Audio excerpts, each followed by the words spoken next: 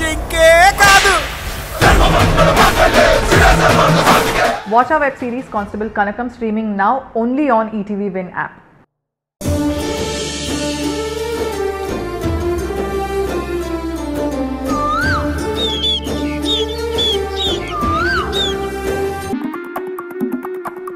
ఏయ్, చేతికిస్తావేంటి?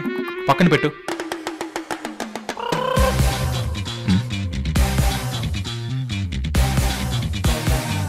నువ్వా? నువ్విక్కడేం చేస్తున్నావు? కాఫీ అడిగారు కదా, తీసుకోండి.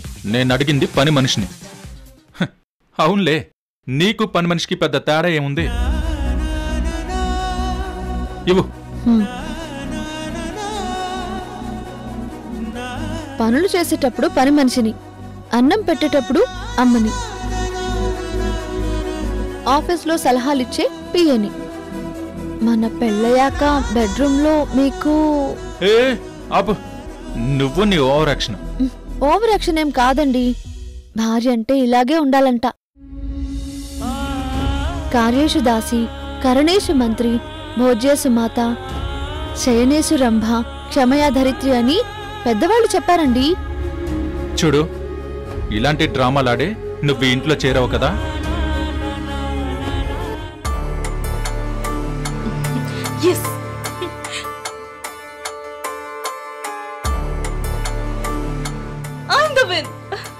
అక్క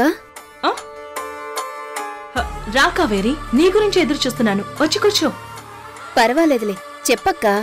నాతో ఏదో మాట్లాడాలని పిలిచావంట కదా, ఏం మాట్లాడాలో చెప్పు. అసలు నువ్వు ఈ మధ్య నాతో సరిగ్గా మాట్లాడడమే లేదు కావేరి. ఎందుకు ఇలా చేస్తున్నావు? ఇంతకు ముందు మనం ఎలా ఉండేవాళ్ళం, ఇప్పుడు ఎలా ఉంటున్నాం చెప్పు. నీతో మాట్లాడాలంటే నువ్వసలు మామూలుగా ఎప్పుడుంటావక్క? ఎప్పుడు చూసినా ఉంటే మత్తులో ఉంటావు, లేదంటే రమ్మి ఆడుతూ ఉంటావు. నీకు నువ్వు అంతే, అన్నయ్యకి అన్నయ్య అంతే. కావేరి,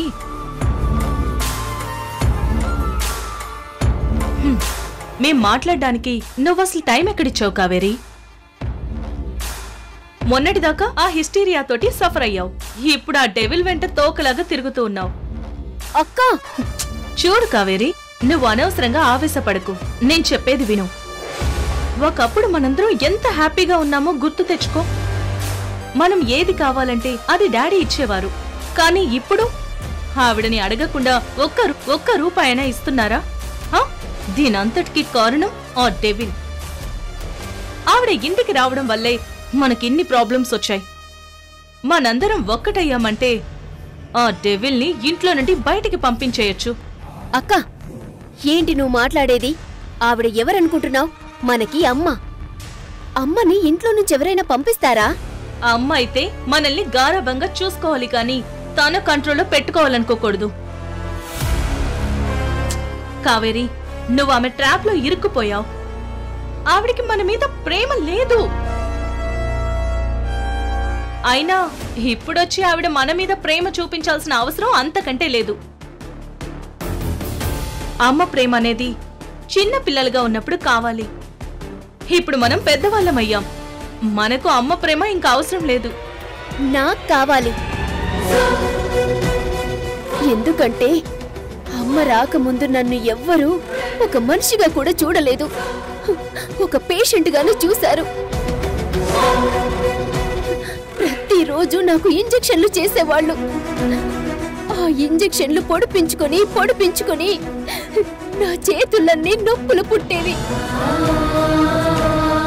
కోపం వచ్చి అరిస్తే నా తల్లో నరాలన్నీ చిట్లిపోయినంత నొప్పి కలిగేది. ఇప్పుడు అమ్మ నాతో మాట్లాడితే హాయిగా ఉంటుంది. అమ్మతో కూర్చొని కబుర్లు చెప్తే నా మనసుకి ప్రశాంతంగా ఉంటుంది. అలాంటి అమ్మ నాకు ఇప్పుడే కాదు, జీవితాంతం కావాలి. అయ్యో కావేరి, తను నిన్ను గుప్పెట్లో పెట్టుకుని నీతో పాటు మమ్మల్ని కూడా ఆడించాలని చూస్తుంది. ఆ డెవిల్ ఇంట్లో ఉండడానికి అస్సలు వీల్లేదు. నువ్వు వెళ్ళి ఒక్క వారం రోజుల్లో గనక ఈ ఇల్లు వదిలిపెట్టి వెళ్ళకపోతే నీ ప్రాణాలు తీసేస్తాను అని ఒక్క మాట అన్నావు అంటే దెబ్బకు బెదిరి పారిపోతుంది. నీకు ఏ కష్టం రాకుండా చూసుకునే బాధ్యత మాది. నా మాట నమ్ము. నువ్వు చెప్పినట్టు నేను చెయ్యను. అమ్మ ఎక్కడికి వెళ్ళదు, ఇక్కడే ఉంటుంది. ఎలా ఉంటుందో నేను కూడా చూస్తాను. నీకు మర్యాదగా చెప్తే వింటావనుకున్నాను, కానీ నువ్వు వినేలా లేవు. నాకు తోడుగా ఎవ్వరొచ్చినా రాకపోయినా నేను మాత్రం ఆ డెవిల్ని ఇంట్లోంచి తరిమేస్తాను. చూడక్క, అమ్మ పొరపాటున ఈ ఇల్లు దాటి బయట అడుగు పెట్టింది అంటే నువ్వు డ్రగ్స్ వాడుతున్న విషయం పోలీసులకి నేనే చెప్పేస్తాను.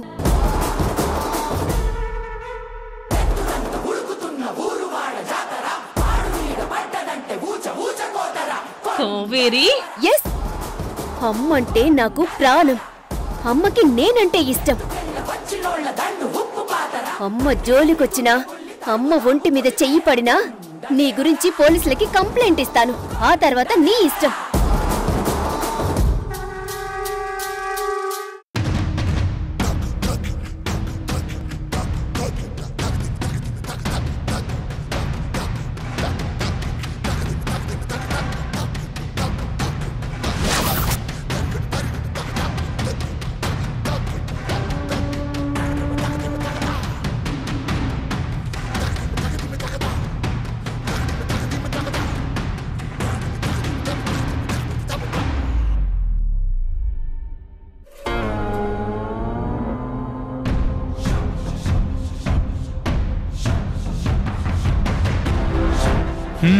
నీ పని బాగుంది.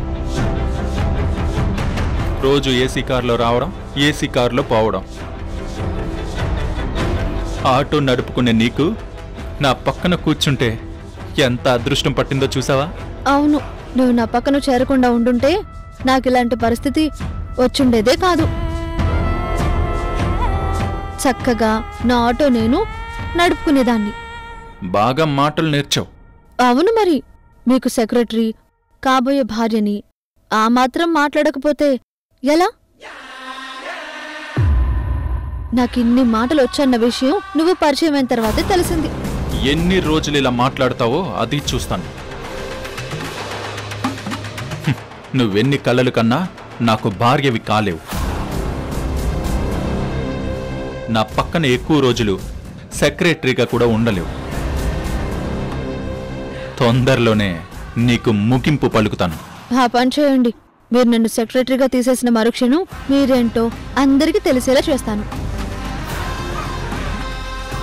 నేను అన్నింటికి తెగించే వచ్చాను. ఆ విషయం మీకు ఈ పాటికి అర్థమయ్యే ఉండాలి.